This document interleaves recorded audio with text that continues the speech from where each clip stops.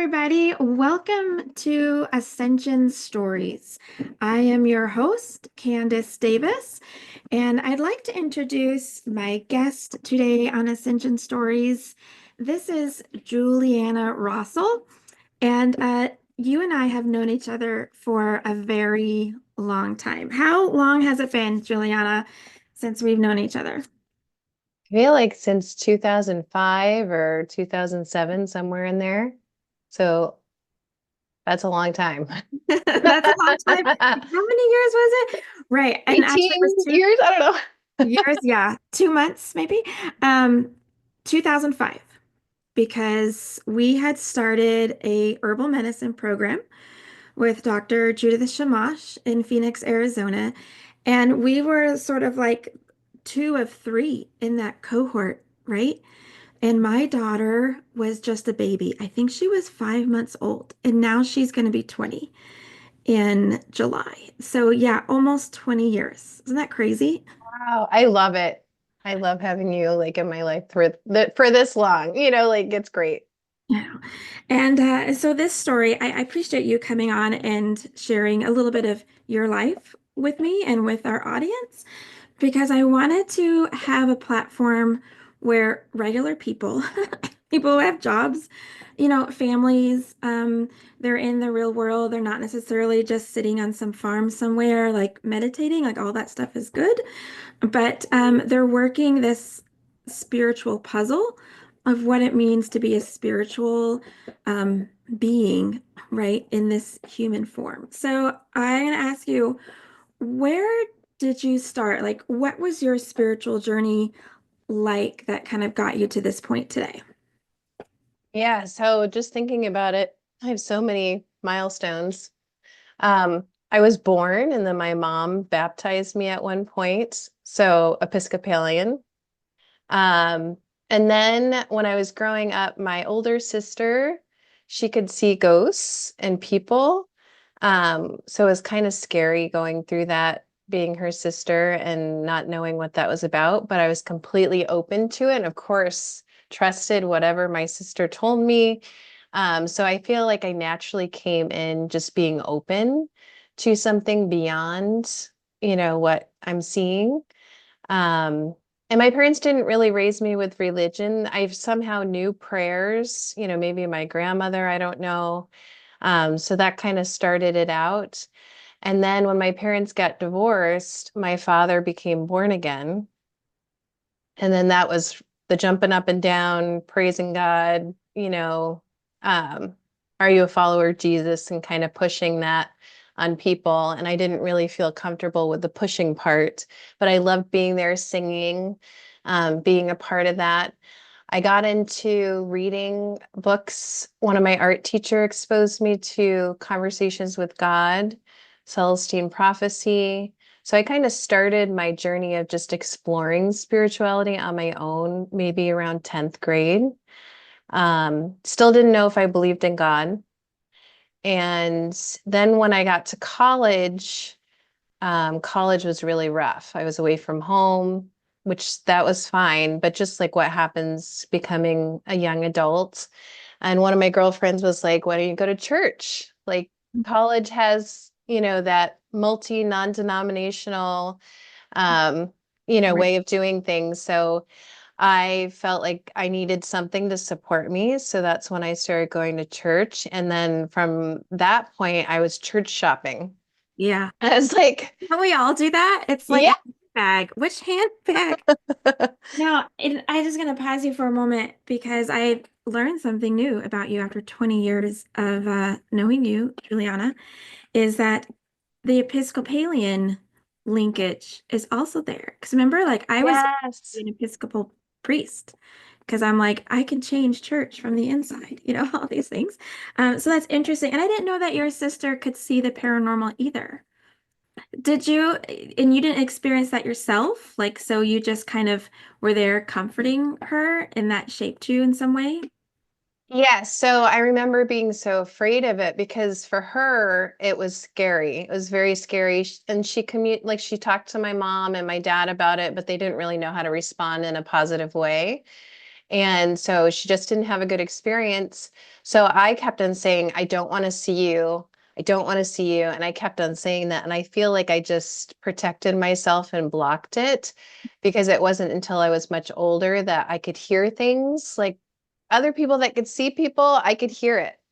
Yeah. So I would sense it or hear it. So maybe I just told the universe or God, no, don't show up visually. I don't want to see Yeah. I don't want to see a scary person. Turn around and shut the door the other way. Yeah, I get it. Yeah. There's a part of me, right, that wants to be able to see. I hear more too, or I'll have visions. I'll have just like visions and lucid dreaming and stuff like that. So you went to college and you church shopped just sort of like how I did, right? Did any of that, what made you like go one way or the other, like after college? So then I finished college. I moved out to Arizona, and that's when I met my ex-husband. And he was Catholic, like you name it, all the way in. He was going to be a priest. And I tell everybody this because it's just profound, right? How often do you meet a almost priest and then you marry them? So I would, get off of school like at 10 o'clock at night and he'd be there waiting for me. And then he would talk about like just his passion for, Catholicism and all that stuff. And I wanted to fight against it. I'm like, but what about this and what about that? And I'm like, well, how supportive am I being if I fight him on this? I'm just gonna listen. So I remember like having that intention even if I don't necessarily agree, I'm still gonna listen and learn something. And then I went to his family and they never pushed it on me. They were really good about like, whatever you need, this is a supportive place. If you want to come, you can. If you don't want to, they had, nuns from the family, Mm. on their wall, like pictures, framed pictures of like there's like this linkage, that goes, generations back in his family. So of course he's going to be a priest, right? They all want him to be a priest. And Um, he didn't end up ever becoming a priest, right? After your marriage and divorce. Maybe they can't. I don't know how it all works, but well, you can be a deacon. a deacon. So Oh, once you're married, you can be a deacon. mhm. Um, so he actually did go to discern if he wanted to be a priest while we were seeing each other, not technically dating, but I think it's because we were getting to know each other. Then he started to go, wait, I could serve God being a husband. I know this is really quick, Yeah. right? He's No, thinking in yeah, his head, yeah. like, I could be Absolutely. a father, I could be a husband. And that's what he did. He came back a couple weeks later when he went to this discernment to see, even the priests were financially supporting him to do this, to decide if he wanted to be a priest. And he comes back and he says, Juliana, I could be a husband or a father. Like I prayed about it and I decided I'm not going to go that route. And I'm like, whoa, that's a huge responsibility. We haven't known each other that long, right? Right? So basically, I'm like, I don't know, turning his head, like, go on this path. I walked across Maybe front of you him should and go he's back like, to discernment. Wait a maybe minute. am I going to go to hell here? I just changed a priest. I Um, know. Again, like another parallel, because my husband and I met in a really yes. fundamental Christian cult church, and I wasn't necessarily like serious about that relationship. And he was just all into serving God through a marriage, through a relationship. And it's so funny how relationships can mold our sense of spirituality, right? And we sort of smorgasbord pick up on all of, at least I did, like pick up on all the beautiful things throughout like the experiences. So you're not married to Chris, and so tell me about now, like in your spiritual journey, since we're talking about our men for some reason. Yeah. How is Ryan? Like, does Ryan, your spouse, share a lot of the same spiritual beliefs? And how has your spirituality changed since been married to him? Yeah. So he comes in he's born Catholic. His mother still, talks about being part of the church and how important that is to her. But his parents were hippies.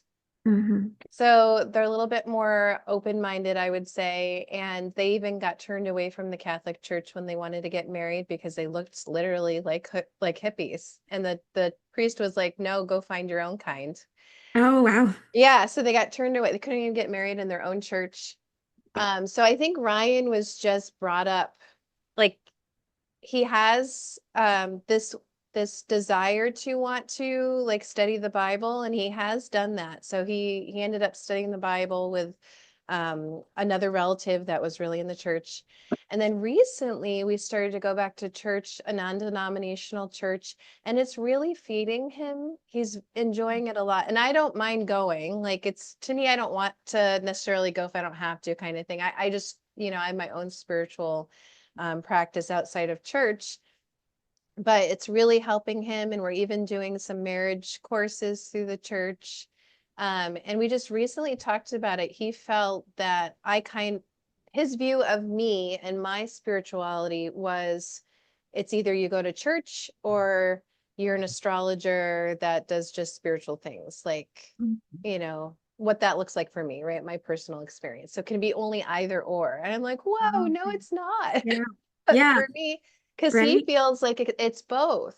So he just shared with me, again, I already knew this, that he has a Christian background, that he does resonate with God and Jesus. He also resonates with there's got to be more than just church. Like it can't Mhm. be just all or nothing, right? We're not. And I think that's a big thing with the Catholic Church is if you stick your toe in, you got to like dive in, like if you got to be one or the other. It's your, you have to follow your truth. This is the way, right?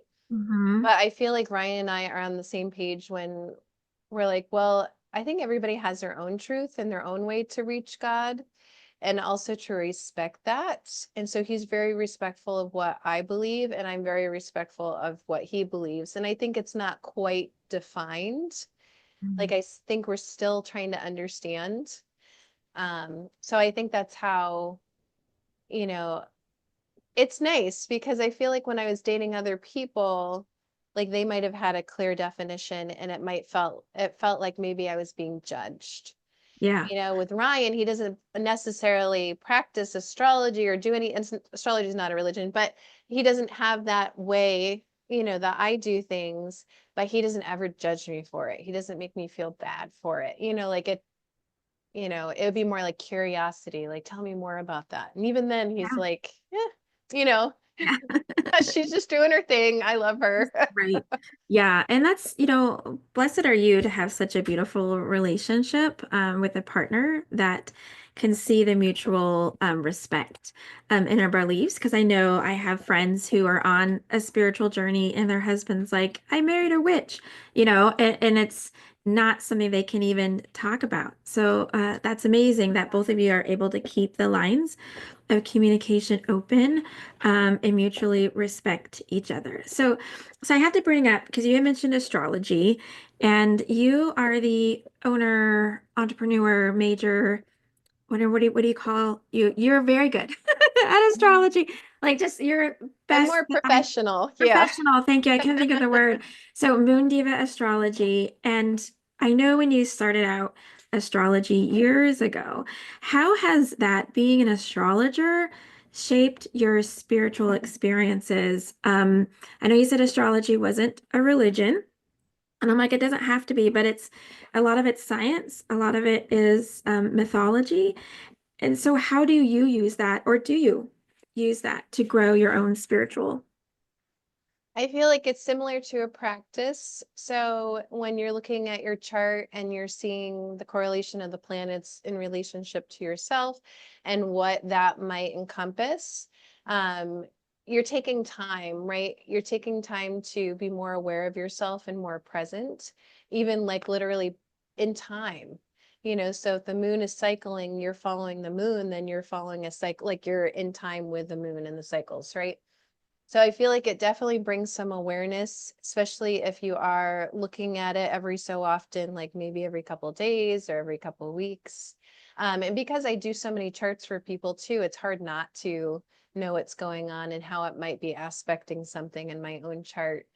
And then just the universe, right? The moon cycles, like what does that mean for all of us? So um, I feel like I forgot the question, but No, it's okay. You're answering it beautifully. And that leads me to ask you, do you think astrology will change, or maybe the interpretation of it as the planet Earth is like moving into new space. And for those of you from the audience, there's a lot of scientific research saying that our solar system with our sun and all the eight planets, nine if you're a Gen Xer or older like me, Pluto's a planet. Um, and as it's moving through different galaxy space within our Milky Way, do you think astrology will change? I think it has already. So we did add those outer planets like Uranus, Neptune, Pluto. So you never know when we're going to find another asteroid or something that we're going to want to incorporate. And I feel like people are constantly trying to modify, like, do we have 12 signs or do we have 13 signs? And how does that look? For me personally, I'm focusing really more on how I was taught, and staying true to that. But I'm open to other people if they want to like do a slightly different version of astrology, or there's astrology from different places, right? There's going to be not just I was going to think like here in Mhm. the US, we have a certain type way, like a humanistic way of looking at astrology. Maybe in India, there's more of a karmic way. There's also a different way to cast charts. So I feel like we have these basic ways that we have accumulated throughout history. And then I feel like there's definitely room to evolve. Who knows, right? Right. Yeah. Yeah. It could be right, many different things. And I think that's what's amazing and why I love talking to people about what spirituality means to them because there's so many different ways to process like what we know.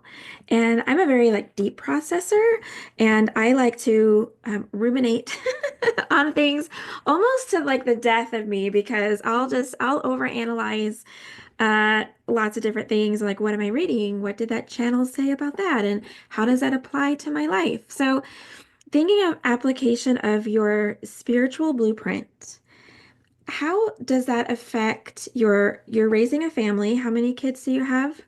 I have two. Two kids. How what you know and what you believe to be true in your spiritual blueprint, how is that affecting you as a mother and raising your kids and looking to the future? Loaded question, I know. Yeah, well, my oldest daughter, from my first marriage, she was raised Catholic for the first 5 years, and she's still immersed in a very strong Catholic family, part-time, right? Because she's there half-time. And then she's in my world, which seems to, like you said, witchy. It looks, seems a little bit more witchy. So she's more open to tarot and astrology. And she also can see people like her aunt, especially when she was younger, was a lot stronger. So she goes into these two worlds, and I've had to help her navigate it to respect other people's belief systems and when they don't respect hers because there's some negative talk, to understand that these people don't understand it. And so we've had to have those conversations. So I think it's really helped as a mother to be open to all different ways of doing things. And then my second child, through my marriage, she goes to the non-denominational church with us. She's really part of the young adult group. She really, our teenage group. She's really, into that. So just supporting her, getting there, getting her to like making sure she's there, when she would like to go on Sundays. Um, and then she also knows what I do. So she's being exposed to, again, a couple different ways of doing things. And her mom goes to church, and then, but here, there's other things that we do. So I think it's my way of looking or what I've understood to be my spirituality has been good to help, I guess, like just be Yeah. supportive. Because my way is to be supportive. I think that's in astrology, there are a lot of teachings about honoring each other and respecting each other and to never try to, change somebody's belief system. And I really resonate with that. And I feel like that's always been that way. Like back when I Mhm. was young and, my dad was going to a born again church, I'm like, why are you guys trying to convert people? This doesn't feel right. Right. And then I go into the Catholic church and my in-laws are like, if you want to, you can, if you want. I'm like, that, like that. See? Yeah, I'll see what Catholicism is about, but I didn't know all the teachings yet, right? So some things I don't resonate with now. But it's just, yeah, I hope that makes sense. It does. It does. Thank you so much for sharing. And so we're wrapping up here, and I love speaking to you because you have this really wise countenance about you, Thank Jules. you. You always have. And I feel like we have had lots of lives together, and that's probably a conversation for another show. So leave us with this before we talk about your business and what you do to help people succeed in their lives through astrology and herbs and be healthy. What is one piece of advice that you would like to give our audience who might be in a marriage that maybe is not mutually exclusive, are raising kids? Maybe they're having the same questions about Catholicism versus other things. Leave us with your grand sharing advice. Wow. No pressure. No Oh pressure. my Just gosh. I know. And if you're like pass, like No, no, I think there is one thing because there are people going out into the dating world right now trying to decide like who to date and who not to, and I think based off of religion or if they're spiritual. And I always tell, the people that are more spiritual, um, even if that person doesn't resonate with everything, you're on your own train, like you're doing your thing. They probably will love like that part of you. Like find somebody that will love that part of you. They don't have to be like doing the same thing you're doing, but will support you and love you. Um, but once they start to, question, like, tell me more about that, and I'm not sure about that, like maybe that's not the right person. But if they're open to like learning and wanting to learn, I think that's a lot supportive. So I could still date somebody who's Catholic or Christian. I just wanted them to be able to be okay with somebody, who's a little crazy and out there and, you know, like lighting your candles, right? yeah, exactly. So you don't have to find somebody just like you. There may not be somebody just like you. I think there's people like us that like not everybody is comfortable with or understands yet. So finding that person that's willing to go there with you, like, and accept that part of you that's very different from them, I think that's great. Like if they can do that for you. Well Just think about said. your own husband, Candace. I know. He holds I'm space super for you. blessed. I'm super Yeah. blessed. Yeah.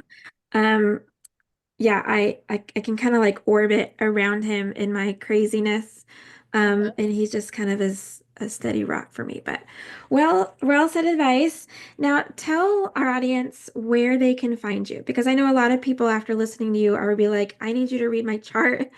I love all those herbs in the background. Like, where are you? What are you doing? Tell us that. So, Moon Diva Astrology on Instagram. And then on my website, it's Herbal Jules. So herbal like herbal medicine, and then Jules. So instead of Juliana, it's Jules.com. And you can find me on the internet and my phone number is there. Russell is my married name, so Juliana Bishop, if you wanted to look it up that way. And just personally reach out to me, so you can always leave a message and I can find you, it'll send it to me in my email. But I'm okay with you texting me and we can set up a time to talk about like, is this right for you? I also do herbal medicine too. Mhm. So Chinese and Ayurvedic medicine, and Yes, Candice all knows those all beautiful about it. herbs in the back, unless they're filled with like Yeah. stardust or something. Well, yeah, exactly. It is real, this background, by the You way. know, I know. I didn't stage it. Yeah. Very good effects. So I will also link your profiles and the information you gave to my website, and you can find more information about Ascension Stories, what I do in my healing practice at risingfromwithin.me. And my website is up there in the corner. If you would like to be on Ascension Stories and have a great, easy conversation, chat with myself about your spiritual journey, please reach out at risingfromwithin.me. There'll be a link there where you can send me an email, and hopefully I'll have you on the show. Okay. Juliana, thank you so You're much welcome. for just your 20 years of amazing friendship and the beautiful, wonderful light that I see in you that you are, and how much you have spread kindness and health and just peace throughout the world and everybody that meets you. And I'm really happy for your next adventure going into counseling. And whenever you graduate, I'm sure you're going to have a long line of people, including myself, who need some of your beautiful dream wisdom and your dream circles and all of that. So much love. I love you so much. Me Give you too. that's my hug. So thank you. All right. Have a great day, everybody. We'll see you next time on Ascension Stories, only seen right here on the Conscious Awakening Network. Bye bye.